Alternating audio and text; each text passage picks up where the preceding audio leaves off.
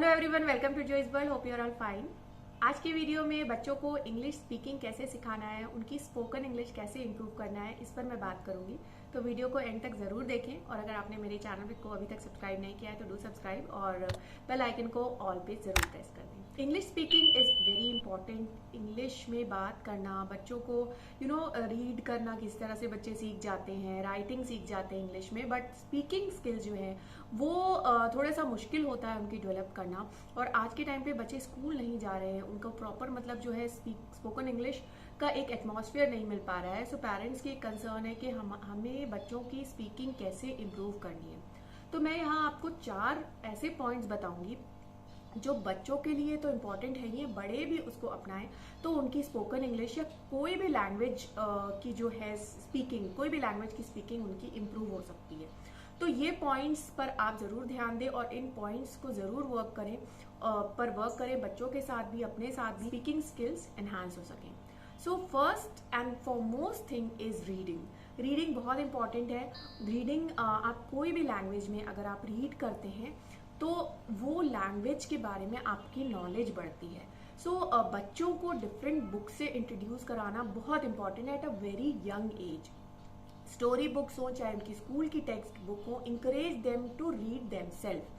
आप उन्हें समझाएं जरूर, एक्सप्लेन जरूर करें, हेल्प जरूर करें, but do tell them to read themselves. वैसे उनकी जो है जब वो रीड करेंगे तभी उस लैंग्वेज को, इंग्लिश को वो जान पाएंगे, उनमें क्या वर्ड्स यूज होते हैं, कहाँ पे कैसे वर्ड्स यूज करने हैं, कैसे सेंटेंसेस यूज करने हैं, वो आते हैं बच्चों को। और मोस्ट इम्पॉर्टेंट, ऐसी आप बुक्स उनके साथ उनको पढ़ाएं जिसमें कन्वर्सेशन होता है। मतलब एक कैरेक्टर कुछ बोल रहा है, दूसरा कैरेक्टर उसका रिप्लाई कर रहा है। वो जब बच्चे पढ़ते हैं तो उन्हें कन्वर्सेशन जो है वो उनकी एनहांस होती है। ये बड़ों के लिए भी अप्लाई होता है। अगर आपको अपनी स्पोकन इंग्लिश इंप्रूव करनी है तो आपको ऐसी कन्वर्सेशन वाली बुक्स रीड करनी चाहिए जिसमें कन्वर्सेशन हो, ताकि आपको बातचीत का जो तरीका है वो आ सके। Then my next thing is listening.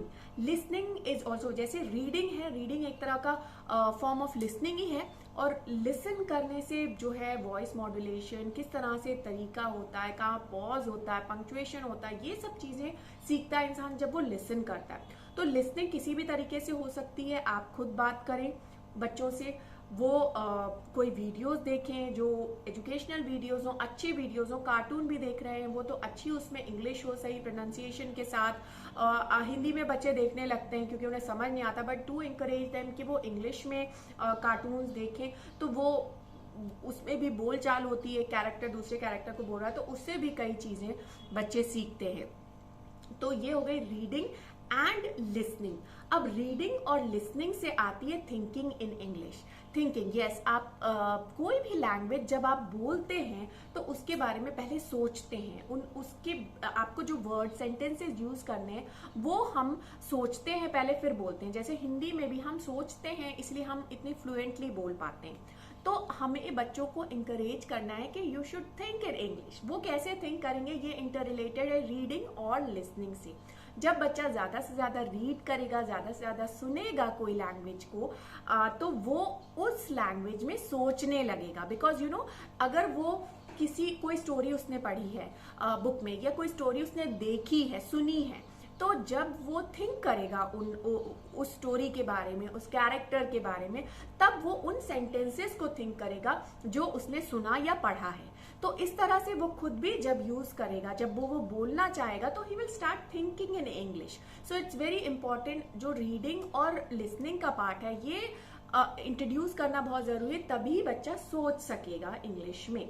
तो जैसे कोई बच्चा, जैसे आपको कैसे इंकरेज करना है थिंक करने के लिए, रीडिंग और लिसनिंग से तो है ही है, बट जब बच्चा कोई सेंटेंस बोल रहा है और you want him to tell that in English, तो आपको उसे बोलना है कि आप ये थिंक करो कि how you will tell this in English. अगर वो हिंदी में बोल रहा है तो जस्ट थिंक कि आपको इसे इंग्लिश में कैसे बोलना है। तो दिस वे वो थोड़ा सा एकदम से नहीं बच्चा फ्लुएंट हो जाएगा, बट टाइम के साथ साथ जैसे जैसे वो थिंक करना स्टार्ट करेगा इंग्लिश में, तो वैसे वैसे उसकी स्पोकन स्किल्स भी एनहांस होंगी। उसके बाद जो मेरा फोर्थ पॉइंट है, दैट इज स्पीकिंग इटसेल्फ। जब आपको स्पीकिंग इंप्रूव करनी है आपको किसी भी लैंग्वेज की, तो इट्स वेरी इंपॉर्टेंट कि आप उसमें बात करें। You will have to make them practice. जितना ज्यादा बच्चा इंग्लिश में बात करेगा, स्पीक करेगा, तभी वो लैंग्वेज को बोल पाएगा अच्छी तरह से। बिकॉज यू नो, अगर उसने रीड कर लिया, उसने सुन लिया, मगर वो यूज नहीं कर रहा है। कोई भी लैंग्वेज को हम सीखते हैं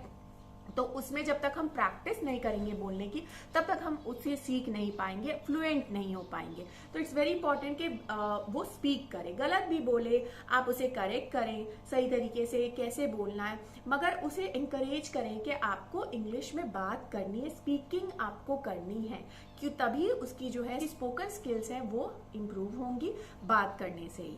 सो ये 4 पॉइंट्स बहुत बेसिक चीजें हैं, बट बहुत इंपॉर्टेंट चीजें हैं, जिसे हम अप्लाई करके अपने साथ, बच्चों के साथ उनकी स्पोकन इंग्लिश को इम्प्रूव कर सकते हैं। दैट्स जो है reading, listening, thinking and speaking itself. So आपको ये सब चीजें करनी पड़ेंगी, ऐसा माहौल बनाना पड़ेगा, तभी 1-2 दिन में नहीं, 1 हफ्ते में नहीं, बट 1 महीने में, 2 महीने में जरूर आपको ये डिफरेंस देखने मिलेगा, अगर आप डेली रूटीन में इन चीजों को अपनाएंगे, इन चीजों को बच्चों को करने के लिए कहें। तो these are some of the tips कैसे स्पोकन इंग्लिश बच्चों की इम्प्रूव करनी है।